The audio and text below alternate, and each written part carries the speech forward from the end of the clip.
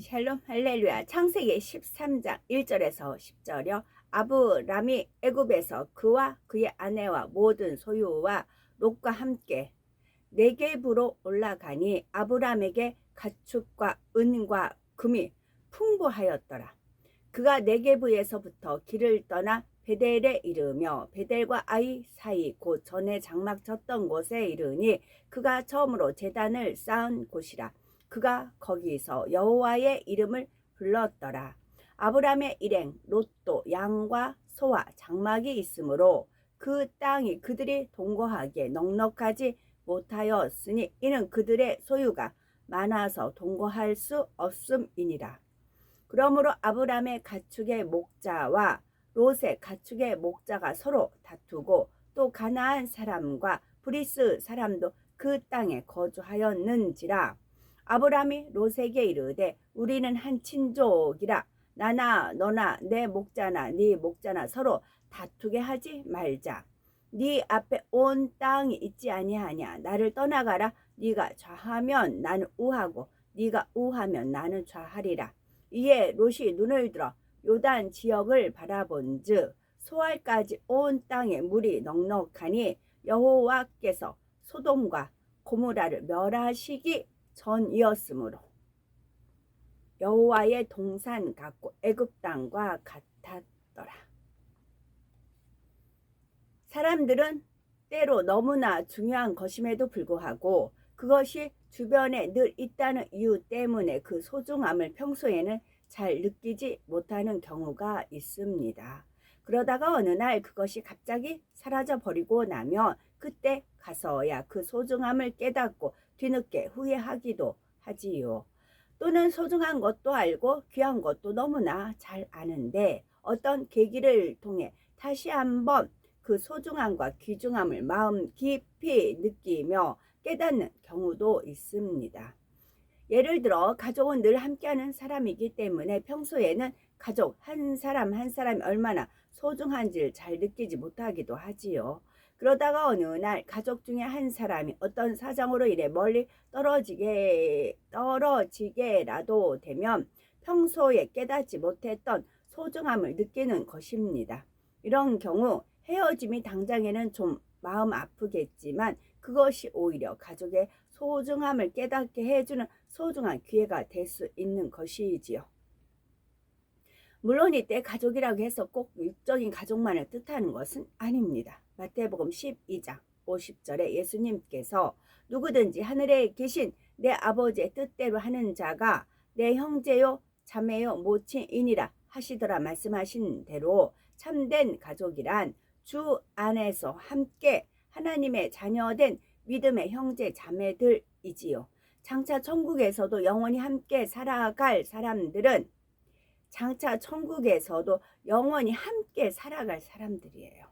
영원히 함께 살아갈 사람들은 바로 믿음 안에서 형제 자매된 성도들인 것입니다. 그러니 가족이라 해서 꼭 육적인 가족만을 생각할 것이 아니라 주 안에서 형제 자매된 한 사람 한 사람이 얼마나 귀하고 소중한지를 알아야 하겠지요. 그런데 이처럼 소중한 존재들에 대해 평소에는 마음 깊이 느끼지 못했다가 어떤 시험이나 연단을 통해 느낄 수 있게 되었다면 그 시험이나 연단은 참으로 값진 것이라 할 수가 있습니다. 시험이나 연단이 당장에는 좀 힘들고 마음 아플 수 있지만 그것을 잘 통과하고 나면 다른 무엇으로도 얻을 수 없는 값진 깨달음과 능력을 얻게 되기 때문입니다. 아브람도 아내 사레를 애굽의 바로 왕에게 뺏겼다가 도로 찾는 연단을 통해 너무나 중요한 깨달음을 얻게 되었습니다. 그것은 바로 하나님에 대한 깨달음이었지요. 아브람은 어렸을 때부터 조상들로부터 하나님에 대해 많은 것을 듣고 배워왔기 때문에 스스로는 자신이 하나님에 대해 잘한다 생각할 수가 있었습니다. 그러나 막상 현실에 시험이 닥쳐오자 아브람은 그처럼 잘 아는 하나님, 즉 전지전능하시고 모든 것을 주관해 가시는 하나님만을 전적으로 의뢰하지 못한 채 자신의 지혜와 생각을 동원하고 말았지요.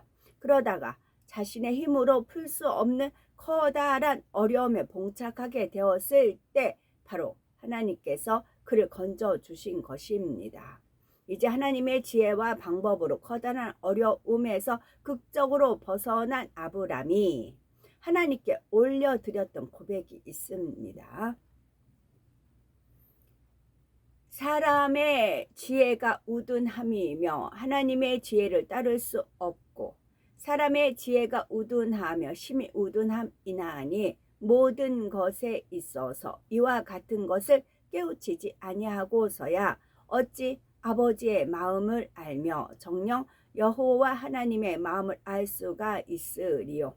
하나님을 이와 같이 부르는 자도 있고 저와 같이 부르는 자도 있으나 정녕 내 마음에 심히 깊이 있게 자리 잡은 그분에 대해서 깨달은 바 되었음이나니 내 영혼이 살찌우며 내 영혼이 기쁨과 감사로 넘치나이다.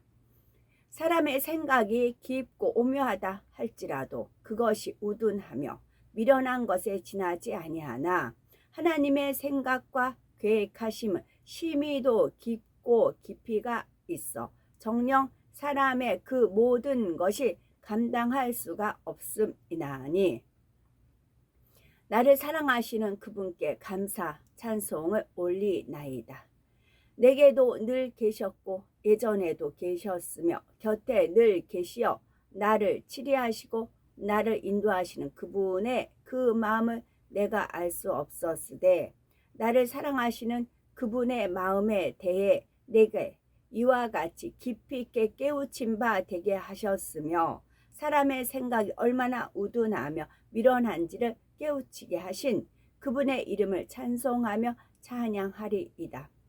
내 마음 깊이 계시며 늘 내 곁에 계셨으되 그분에 대해서 이제야 비로소 내 마음 속에 깊이 있게 그분의 사랑과 그분의 인내하심과 인자하심을 느낌이나니 그분의 이름을 찬양하며 심히 찬양하리이다. 내 영혼을 살찌우시고 나를 인도해 가시며 내 모든 것을 부탁하고 부탁하리니 그분은 한치의 오차도 없으시며 모든 것에 완전하시고 온전하심이나니 내 입술로 고백한 이 고백이 내 중심의 고백이오며 정녕 내 사랑하는 그분에 대한 고백이나이다. 나의 영혼을 살찌우시고 내 영혼을 잘되게 하사 그분의 이름을 찬양하며 그분을 내 가슴 깊이 새긴 바 되게 하사 그분을 찬송하며 그분을 사랑하게 하심이니 모든 것에서 영광을 돌리며 감사를 드리나이다. 모든 것에서 영광을 돌리며 감사를 드리나이다. 우리는 아브람의 고백을 통해 그가 연단을 통과하면서 얼마나 값지고 귀한 깨달음을 얻었는지 알 수가 있습니다. 첫 번째로는 사람의 지혜와 생각이라는 것이 얼마나 우둔하고 미련한 것임을 깨달았고 두 번째로는 아버지 하나님의 광대하심과 위대하심 그리고 지극히 높으신 분임을 마음 깊이 깨닫게 되었지요.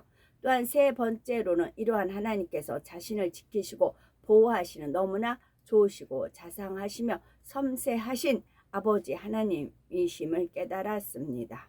아브람은 하나님께서는 자신과 함께 하신다는 것을 알았지만 이 연단을 통과하면서 비로소 하나님께서 얼마나 섬세하고 자상하게 지금까지 자신의 모든 것을 인도해 오셨고 또 지금도 인도해 가고 계신지를 마음 중심에서 깨닫게 되었던 것이지요. 우둔하고 그랬을 때 미련하고 둔하고 그렇게 풀 수가 있지요. 근데 이제 우둔을 할 때 우둔살 그러거든요. 우둔살 하면 이제 그 소의 그 엉덩이 부분 우둔살 그렇게 이제 부위부로 나눌 때 그렇게 돼요. 근데 우리가 주사를 만져도 엉덩이 위에다 주사를 놓잖아요. 거긴 살이 두툼하기 때문에 이제 고통을 아프지 않기 때문에 덜 아프기 때문에 그렇죠. 살이 찌면 우리가 세상에서 어떤 걸 많이 이렇게 취해서 그래서 우리가 영혼이 그 안 좋은 걸로 그러면 둔해진다고요. 그래서 하나님 말씀 예리하다 했잖아요. 그래서 우리가 어떤 것에 살이 찌면 안 돼요. 다른 거 어떤 안 좋은 걸로 인해서. 그러면은 감각이 둔해져요. 그래서 우둔하고 미련한 자. 그래서 그 우둔이라는 그 표현을 쓸 때 우둔은 어디 드냐. 소 엉덩이 살이잖아요. 그 주사 그러면서 깨우침을 주셨어요.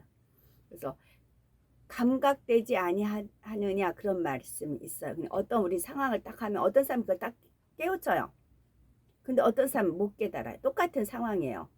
10사람이 있어요. 근데 똑같은 상황이 주어졌어요. 똑같은 말씀이 주어졌던 어떤 시험과 환란이든 뭐든 똑같이 주어졌어요. 근데 이것을 빨리 깨우치는 분이 있어요. 근데 어떤 사람은 몰라요. 그거를. 아무리 쥐어줘도 몰라요. 우둔하기 때문에 그래요. 우리는 그러면 안 된다는 말씀이고요. 어떤 한 가지를 보더라도 하나님의 그런 은혜를 얼른 깨우쳐야 됩니다. 훈계들 멸시하지 말아야 되는 것이고요. 이처럼 아브라함에게 있어서 이번 연단은 그동안 듣고 배워서 알고 있던 하나님에 대해 정녕 마음 깊이 깨닫고 중심에 새기며 앞으로는 하나님만을 전폭적으로 의뢰하게 되는 소중한 기회가 되었던 것입니다. 자기를 발견하여 철저히 깨트리는 기회가 되었고요. 뿐만 아니라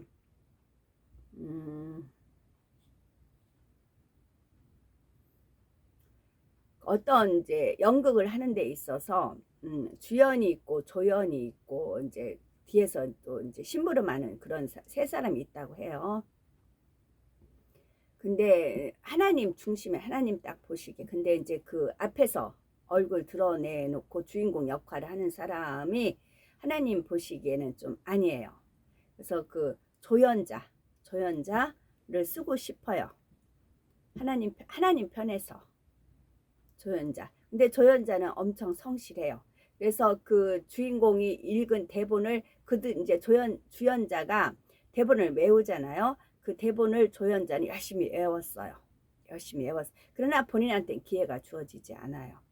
이 주연자가 워낙 월등하기 때문에 인기도 있고 모든 사람의 촉망을 받고 또 이 주연자를 세워야만 돈이 또 들어와요. 연극계에서. 그래요. 근데 하나님 편에서는 조연자가 성실하고 진실하고 정직하고 모든 면에서 하나님 보시기에는 왔다예요. 조연자를 세우고 싶어요. 근데 주연자는 워낙 명성이고 그렇기 때문에 이 주연 자리 그 사람이 퇴진하지 않고는 스스로 물러나지 않고는 그 주연 자리가 조연 자리에 올 수가 없어. 기획기는 사람 편에서는 그래요. 하나님께서는 어떻게 일하실까요? 조연자를 쓰고 싶은데 어떻게 하실까요? 기회를 만드시죠. 주연자 자기 스스로 실수를 하게 해서 지킴받지 못하는 거예요. 해서 뭐 독감에 걸렸다거나 어떤 뭐 집안에 어떤 일이 있다거나 해서 그 자리를 스스로 놓을 수밖에 없는 상황이 되어진다고요. 본인의 잘못으로 인해서 본인의 거만함, 본인의 교만함 어떤 것으로 인해서 그렇게 되죠. 그러면 그 자리를 누가 채워요? 그러면 이 대사를 외울 수 있는 사람, 대사를 능히 할 수 있는 사람을 세울 수밖에 없어요. 그게 조연자입니다. 그 조연자가 가서 정직함과 진실함과 충성됨과 성실함과 그러면 그러잖아요. 진짜는 진짜 알아본다 그렇게 하잖아요. 진심은 통한다 하잖아요. 그 사람이 주연 자리에 서서 하나님께 영광 돌릴 수 있다는 겁니다. 그래서 우리가 거만하지 말고 교만하지 말아야 되는 이유가 그거예요. 하나님은 그런 자를 쓰시기 때문에 그래요. 그래서 제 태생 늘 말씀드리고요. 제가 이 똑같은 카톡을 읽어드립니다. 어떤 분이 어떻게 보는지 몰라요. 그냥 제가 대면한 분들은 제가 알아요. 제가 직접 교회 찾아가서 대면해 보고 1대1로 접했던 분들은 알아요. 그래서 하나님께서 그분들이 영적으로 이렇게 이끌어가는 건 알아요. 그러나 그 외에 제가 모르는 분들이 있고 볼 수도 있지요. 근데 그분들은 성실하고 정직하고 하나님 말씀에 늘 삼가 말씀에 주의해야 하는 분들이 있을 수 있어요. 현재 저는 제가 그분들을 모른다 하더라도 그러나 제가 이렇게 말씀하는 것을 하나하나 일일이 마음에 명심해서 그걸 지켜서 준행하는 분들이 있을 수 있어요. 저는 모르지만 하나님은 아세요. 그러면 때가 되면 하나님 그분들을 들어 세운다고요. 천국에 딱 갔는데 백부자 심판이 있어요. 근데 그분들이 이름이 성적표가 딱딱 나와요. 똑같은 카톡을 봤을 때 이 찬빗소리 똑같이 들어요. 그래서 또 기사와 표적 하나님께서 계속 펼치실 겁니다. 어떻게까지 펼치실지 저도 그래요. 그래서 책이 딱 2권이 있어요. 고백하고 눈물이라는 그 책이 있어요.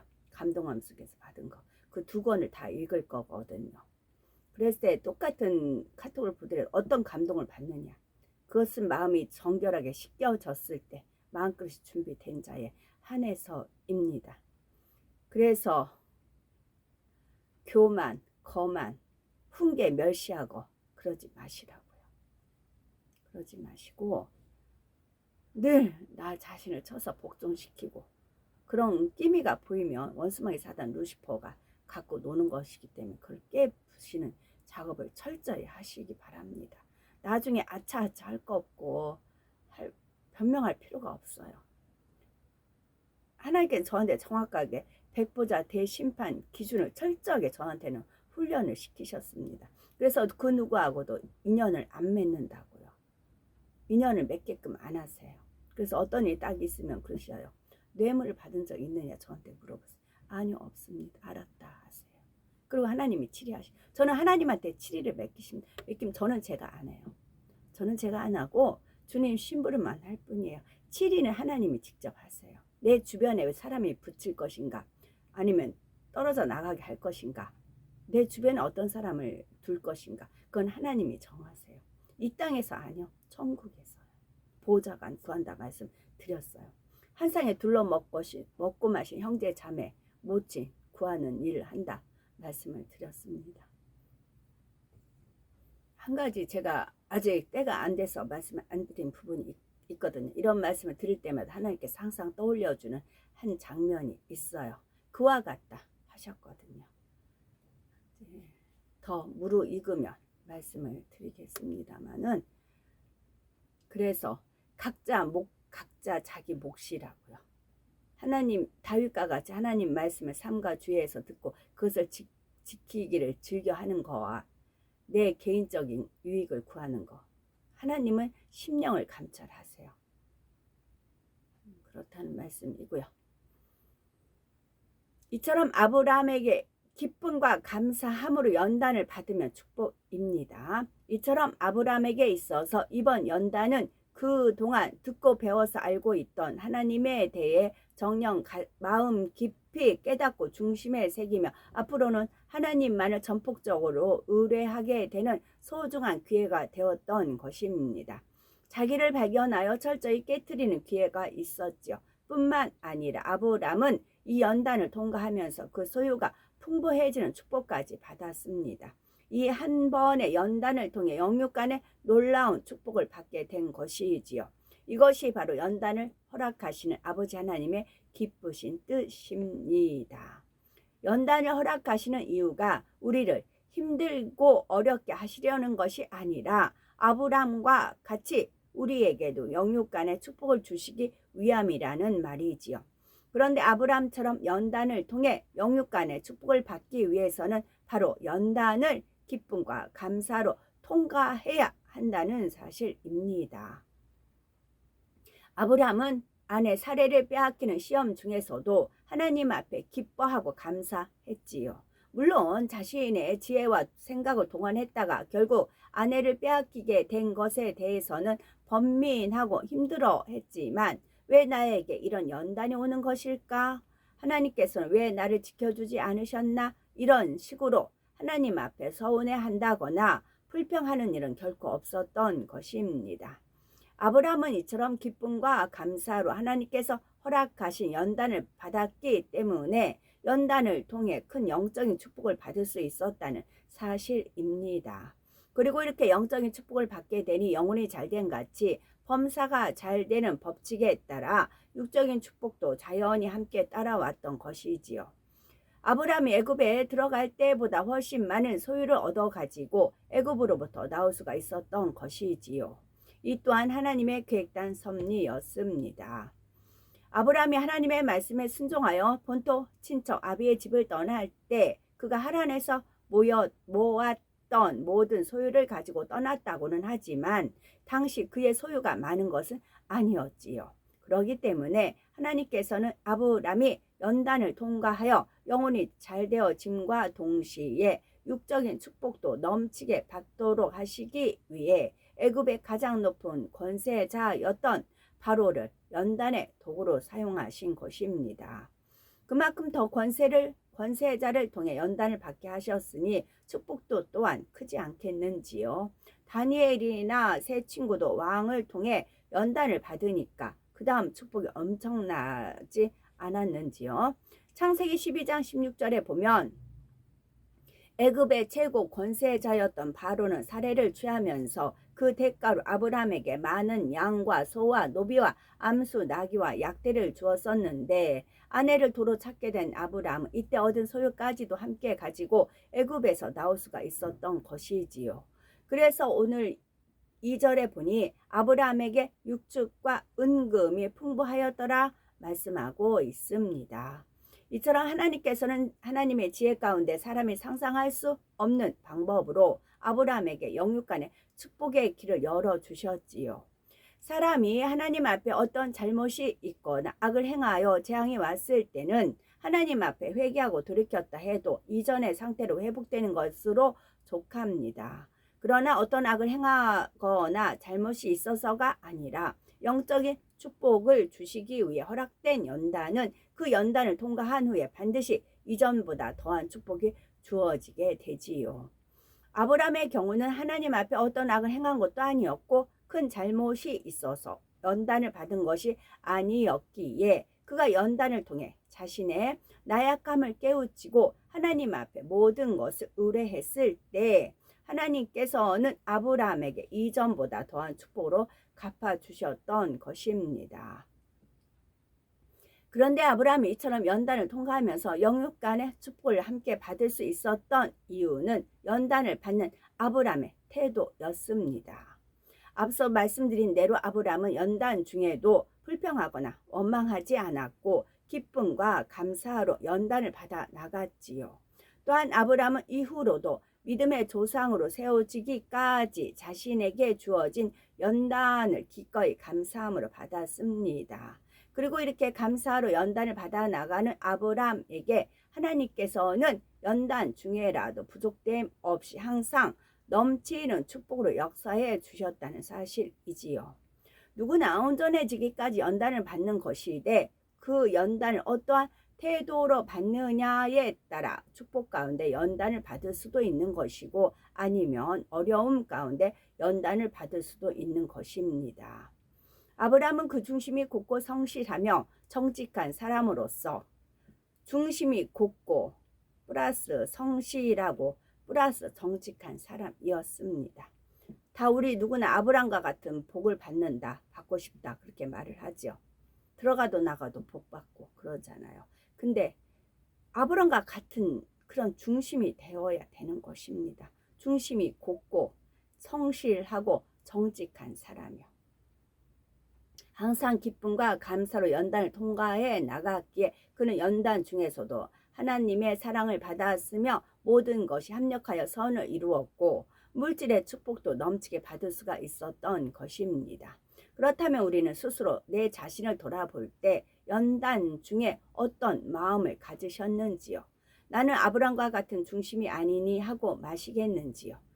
지금까지 어떠한 연단이 왔을지라도 한 번도 원망 불평하거나 힘들다 하지 않아야 되는 것입니다.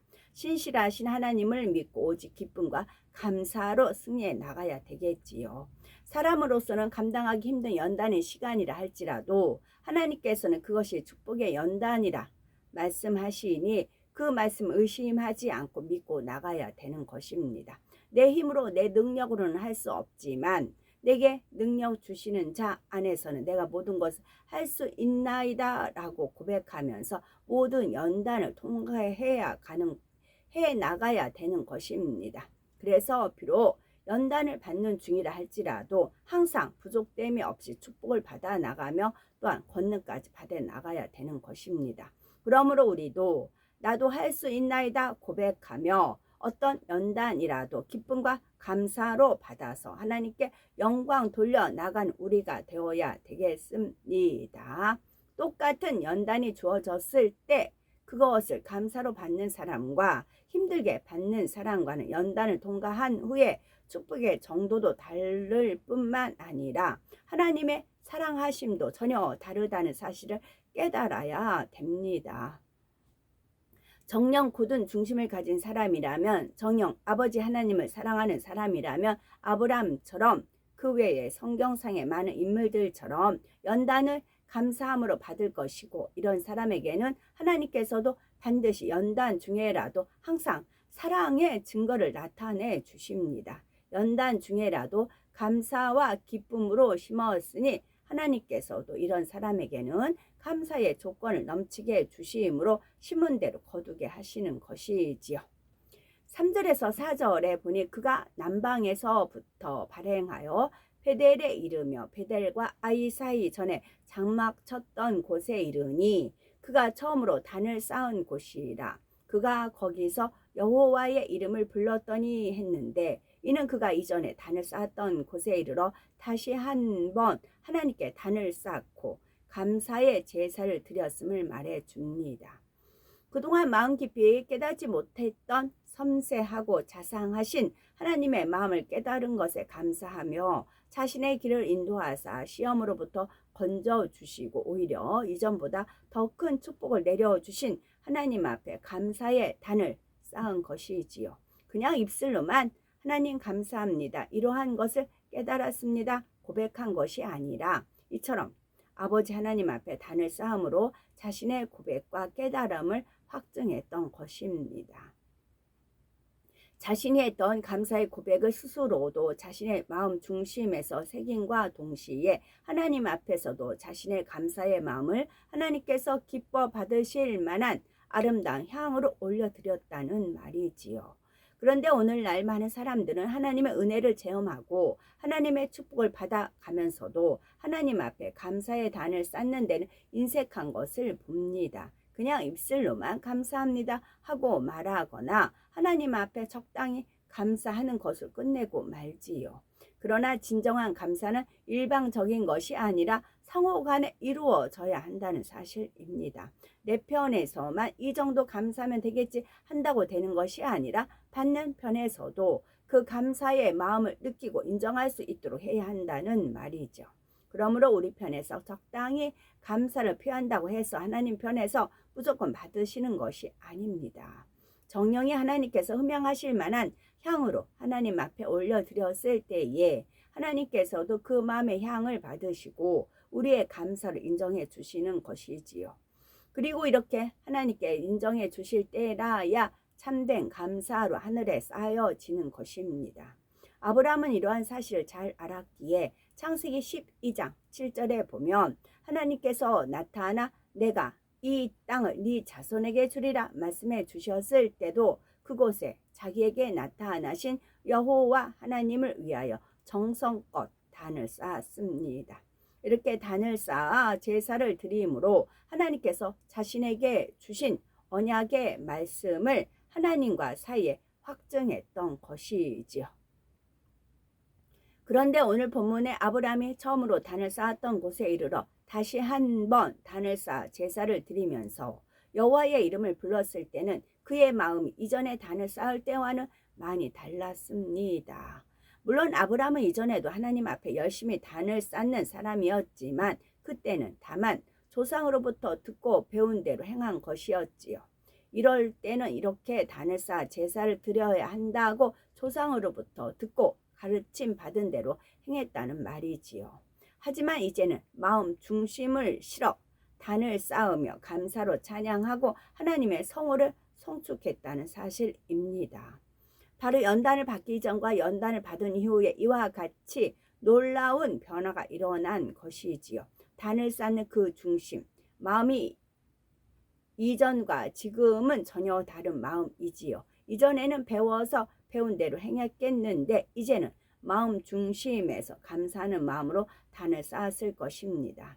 이처럼 아브라함은 아브람은 한 번의 연단을 통해 많은 것이 깨어지고 부서졌으며 하나님에 대한 사랑과 신뢰 역시 하나님 보시기에 합한 자로 접어들게 되었던 것입니다. 그리고 이제는 모든 것을 오직 하나님 아버지 뜻에 아버지 하나님의 뜻과 인도하심에 맡겨 나가는 사람이 되었지요. 5절 이하를 보면 아브람의 성숙된 신앙의 모습이 잘 나타나는 사건이 나옵니다. 아브람에게는 조카 롯이 함께 했었는데 아브람의 소유와 롯의 조카 롯의 소유가 점점 늘어나게 되자 그들이 거하던 땅에 둘의 소유가 동거할 수 없는 지경에 이르게 되었지요. 6절에 그 땅이 그들의 동거함을 용납지 못하였으니 곧 그들의 소유가 많아서 동거할 수 없음이라 말씀하고 있습니다. 그러다가 마침내 아브람의 가축의 목자와 롯의 가축의 목자가 서로 다투는 사태까지 발생하지요. 이에 아브람이 먼저 나서서 롯에게 말하기를 8절 9절에 우리는 한 골육이라 나나 너나 내 목자나 네 목자나 서로 다투게 말자. 네 앞에 온 땅이 있지 아니하냐. 나를 떠나라. 네가 좌하면 나는 우하고 네가 우하면 나는 좌하리라 하는 것이었습니다. 그러자 롯은 눈을 들어 주변을 살핀 후 자기 보기에 좋은 땅을 먼저 골라 선택하였지요. 그가 선택한 땅이 바로 소돔 땅이었습니다. 아브람이 처음 하란을 떠날 때 롯은 삼촌을 따라 나오는 상황이었습니다. 스스로 독립할 수 있는 처지도 아니었고 넉넉한 소유를 가진 것도 아니었지요. 그런데 오늘 본문에 보니 롯도 많은 소와 양과 장막을 소유하여 아브람과 함께 동거할 수 없었던 것을 봅니다. 이는 롯이 아브람과 함께 떠난 이후로 그만큼 많은 축복을 받아 나갔음을 말해주지요. 아브람의 소유가 풍성해짐에 따라 함께 했던 롯 역시 소유가 늘어날 수 있었던 것입니다. 즉 롯의 축복은 결국 아브람과 함께함으로 말미암았다는 말이지요. 롯이 아브람과 함께했고 아브람에게 속한 바 되었기에 그의 소유가 아브람의 소유와 함께 하나님으로부터 지킴받을 수가 있었고 불어날 수도 있었다는 사실입니다. 그렇다면 이러한 롯의 입장에서 자신의 목자와 삼촌 아브람의 목자가 서로 다투는 상황이 되었을 때 어찌해야 했겠습니까? 당연히 자신이 먼저 삼촌에게 양보하고 물러나는 것이 질서상으로나 도리상으로나 마땅한 일이지요. 그러나 롯은 그러지를 못했습니다. 이는 육적인 면에서 볼 때도 전혀 질서를 쫓은 것이 아니었고 윗사람을 섬기지도 못한 것이었지요. 영적인 면에서 볼 때는 더더욱 진리에 맞지 않는 것이었고요. 영적인 질서상에 있어서도 롯은 당연히 아브람을 섬겼어야 했으나 그러지를 못했다는 말입니다. 결국 롯 스스로가 자신이 아브람으로 인해 받게 된 축복에 대해 감사하지도 깨닫지도 못하고 있음을 알려주는 것입니다. 이런 상황에서 아브람은 롯 네가 나로 인해 부유해졌고 네가 나로 인해 하나님으로부터 지킴을 받았다 하지 않았고 조금의 서운함이나 감정도 품지 않았습니다. 오히려 조카에게 먼저 선택권을 주면서 네가 좌하면 나는 우하고 네가 우하면 나는 좌하리라 했던 것이지요.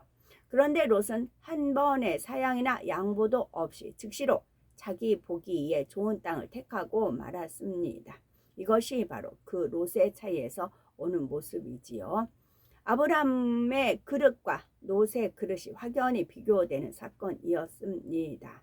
롯 역시 아브람 못지않게 조상들로부터 하나님에 대해 듣고 배웠으며 진리에 대해 듣고 배웠음에도 불구하고 아브람과 비교할 때 너무나 작은 그릇이라는 것이 명백히 드러나고 있는 것입니다. 물론 롯이 눈에 드러나는 큰 죄를 행한 것은 아니지만 그는 그릇이 작은 사람이었기에 당장 눈에 보여지는 것, 당장 자기 유익에 맞는 것만을 생각했던 것이고 이렇게 자신의 정욕을 쫓은 결과 결국 고통의 길로 가고 말았던 것이지요.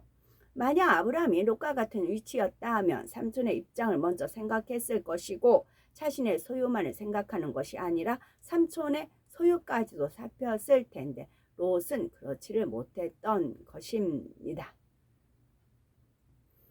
사람들 중에는 물질을 넉넉히 가지게 되었을 때에 마음의 여유를 가지며 자신의 소유를 남에게 베풀 줄 아는 사람이 있는가 하면 오히려 물질의 여유가 생길수록 마음이 단단해지고 인색해지는 사람도 있습니다. 이것이 바로 그릇 때문에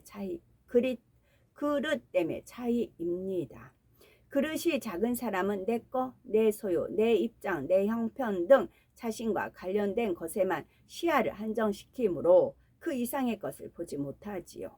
다른 사람의 입장을 살필 줄도 모르고 다른 사람의 처지를 돌아볼 줄도 모르며 다른 사람의 마음을 이해할 줄도 모릅니다. 자기의 유익만을 생각하고 집착하는 것이지요. 그러니 다른 사람과도 부딪힘이 생길 수밖에 없고 그 속에 사람들이 깃들일 수도 없습니다. 이런 사람이 권세나 힘을 가지고 있을 때 겉으로는 그 앞에 순종하는 것처럼 보일지라도 정녕 마음속 중심에서 순종하는 사람을 얻기는 힘듭니다. 반면에 그릇이 큰 사람은 내 입장, 내 형편, 내 소유, 내 것만을 생각하지 않고 나보다는 먼저 다른 사람의 형편과 입장까지도 살피며 내 소유, 내 것만을 주장하는 것이 아니라 다른 사람의 소유와 유익까지도 살필 수 있는 넓은 시야를 가지고 있습니다. 그러니 이런 사람 안에는 많은 사람들이 깃들이게 되며 더불어 함께 풍성한 축복을 받아 나가게 되지요. 아브라함과 함께했던 롯이 축복을 받았던 것처럼 큰 그릇을 가진 사람과 함께하면 함께하는 사람까지도 축복을 받는 것입니다. 그렇다면 우리의 삶은 어떠하신지요? 많은 사람들이 우리 안에 깃들고 있는지요?